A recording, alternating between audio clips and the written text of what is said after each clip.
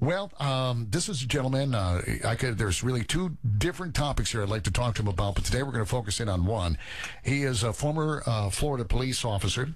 He's also he's written a book, and it's another area that I'm passionate about, and we won't talk about today, but you really should pick it up. It's The Magic Man in the Sky, because I sit back and I watch our Christian faith attacked on a daily basis, and he has a great way of defending all of that. And maybe we'll have you back, Carl, and talk a little bit more about that. But Mr. Carl Gallup is with us, and welcome to the show. Oh, thank you, Mike. You've got an awesome show going. I've been listening to it. I'm passionate about where we're going, so I'm ready to jump in. All right. Well, do you mind if can I play Bloomberg's audio one more time? I'd love absolutely. I heard it earlier, but please play it. Yes. Yeah, let's see. This is what he said last night on CNN about gun control. To demand further gun control. Well, I would take it one step further. I don't understand why the police officers across this country don't stand up collectively and say, we're going to go on strike. We're not going to protect you unless you, the public, through your legislature, do what's required to keep us safe. After all, police officers want to go home to their families. And we're doing everything we can to make their job more difficult, but more importantly, more dangerous, by leaving guns in the hands of people who shouldn't have them and letting people who have those guns buy things like armor-piercing bullets. The only reason to have an armor-piercing bullet is to go through a bullet-resistant vest. The only people that wear bullet-resistant vests are our police officers.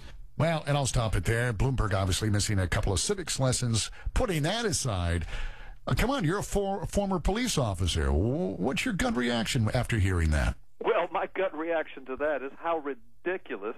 That was a very creative way of, once again, ushering in behind, the back door this gun control agenda.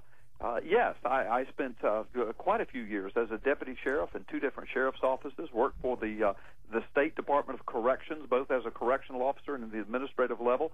And I'm a strong advocate of the Second Amendment. I live in Florida. I have a concealed weapons permit. I carry 24/7 now. I encourage everyone I know to be properly licensed and trained and to carry, men and women. And so I'm a strong proponent, and it really, the illogical nature of this of the gun control agenda. You just look at what happened, the horrible tragedy in the theater. Just all you have to do is ask a couple of logical questions, Bill, and I know you know this, but all you have to do is just ask a couple of logical questions and you have the answer. Number one, what if everyone in that theater had been armed and the shooter knew it? Mm-hmm. Do you think he would have come in like he did? Well, of course not.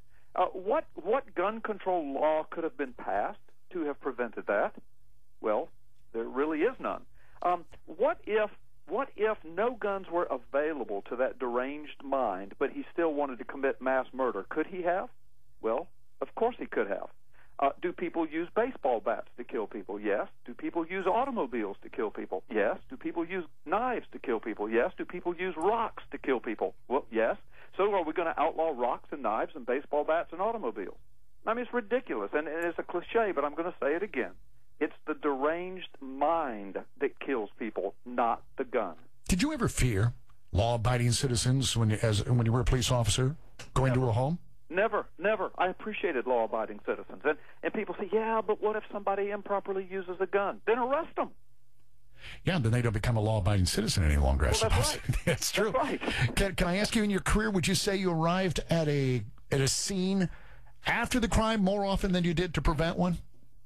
Oh, yes. And I'm going to tell you something else based upon what Bloomberg said.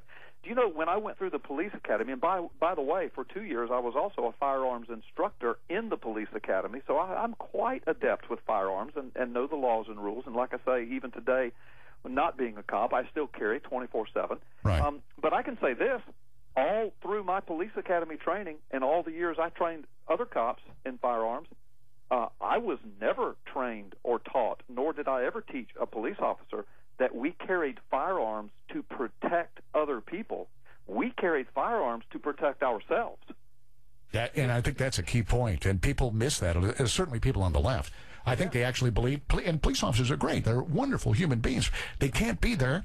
They physically can't be there to protect you as the crime is taking place. It's a rare exception, is it not? Well, absolutely. And there has been a Supreme Court ruling, and you're probably aware of it, Bill, that indicates that, or that ruled that a police officer and police departments, law enforcement officers, are not under any legal obligation at all to protect Bill LuMaye. That's true. They're not under any legal obligation at all. They're there to investigate crime, to keep the peace as much as possible, generally speaking, and the gun is to protect themselves. They're not your security officer. You are responsible for your own personal protection. Yeah, maybe Mr. Bloomberg ought to lead by action and release his security detail.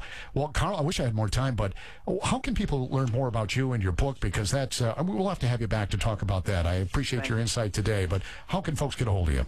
Yeah, well, that's my passion. The easiest way to find out about me is carlgallups.com, Gallups. You find out everything about me, my ministry, the book. My book is entitled The Magic Man in the Sky, Effectively Defending the Christian Faith. It is #1 on Amazon, #1 bestseller. It was rave reviewed by the Washington Times. Been featured on TBN, Atlanta Live, and hundreds of radio stations around the nation. It's absolutely going crazy. carlgallups.com, or either get the book on Amazon. Carl, appreciate it, and I know we'll talk again. Thank you, my friend. Appreciate it. Thank you, Bill. God bless you. You too. Carl Gallups. All right. Well, do you ever wish that you could more powerfully, succinctly, and accurately speak to the message of your Christian faith and the Word of God? This is the book you need, The Magic Man in the Sky, Effectively Defending the Christian Faith. This book has been featured on TBN, Atlanta Live, dozens of radio programs, and hundreds of markets. It was rave reviewed by the Washington Times, and it was called a must-read book. Considering the times in which we now live, you need this book. Get it today on Amazon.com or the WND Superstore.